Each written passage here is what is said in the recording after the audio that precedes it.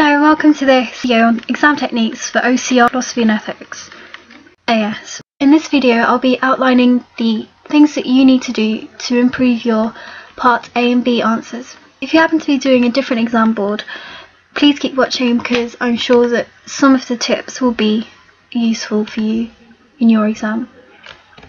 Okay, so this is the exam layout. It's two separate exams, one for philosophy and one for ethics, and the exams are 1.5 hours each. You need to answer 2 questions in each exam, 2 sets of A and B questions. That works out to be 45 minutes for each question. Okay, so with your Part A's, you need to spend around 30 to 35 minutes writing, and they are worth 25 marks. It would be good to split your essay up into manageable parts that you can do.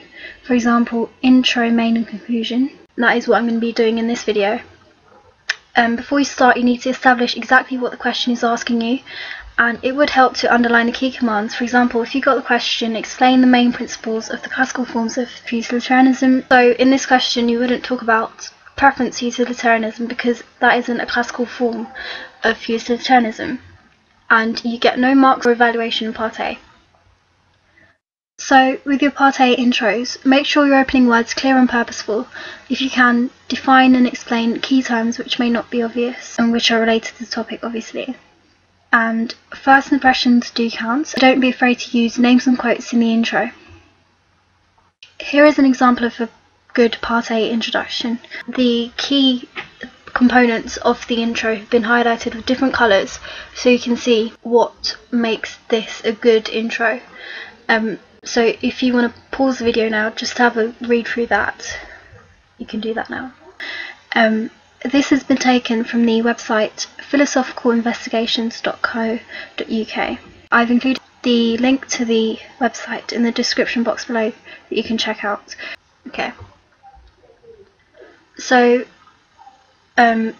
with the Part A main, you need to start with an aspect of the ethical theory or argument that you're talking about and choose an issue raised by the question and relate this to the topic that you're talking about.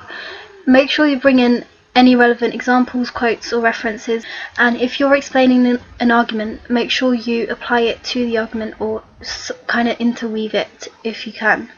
And then you should analyse the result and take it further by exploring any subtleties and flaws in the theory or argument which may come to light. So this is an example of a good Part A paragraph. The question could be something like, explain the concept of God as creator, and again I've highlighted the different components, so if you want to pause the video now, just have a good read through that. Okay, so with your Part A conclusion, you don't have to do one, but if you do one, it doesn't have to be long. Just summarise key points, and all it does is keep the structure of the essay. Okay, so moving on to Part B, you should spend around 10 to 15 minutes on Part B's because it's worth 10 marks. Follow the structure that you feel comfortable doing. That's probably the most important thing. Make the side that you're supporting clear throughout the essay so you don't confuse the examiner, and make sure you include different viewpoints as that gets you marks, and don't forget to use examples, quotes and evidence. So in the introduction you need to, in fact before you start the Part B, you need to read and understand exactly what the question is asking you so you don't assume what the question is before you even do it. So try to form an opinion from the beginning or have an idea of what you will be arguing for, and it would be a good idea to decide on your structure as well, and I've got some examples of structures that you could use there. And again, here's a Part B example, and I've highlighted it again for you so you can see exactly what makes this a good introduction to use.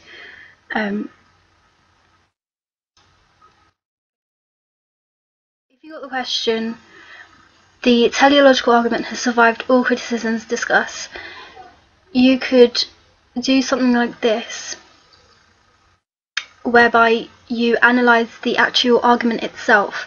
So when it comes to evaluating an argument, like a teleological argument, you need to understand what makes the argument weak. So in example 2, you can see it says, this makes the argument weak as it takes a leap that is too big. A better way of putting that would be to say it is inductive. This makes the argument weak, something like that. So you need to use key terms such as inductive and deductive to evaluate arguments. Okay, and for your part B conclusion, you need to summarise your own opinion and justify it, and don't contradict your previous points, and avoid repetition if you can, and keep it brief. Here are some top tips that can be useful for you, especially as we're getting closer to the exam. The most important one would be to check the exam spec for likely future questions to come up, and to practice first and last paragraphs, as you can use them interchangeably, but again, be careful as to not assume what a question is before you've started it. Okay, so that is the end of this video. Thank you for watching. I hope you found it somewhat useful, and I've included some links in the description box below that you can use to help your revision for this exam.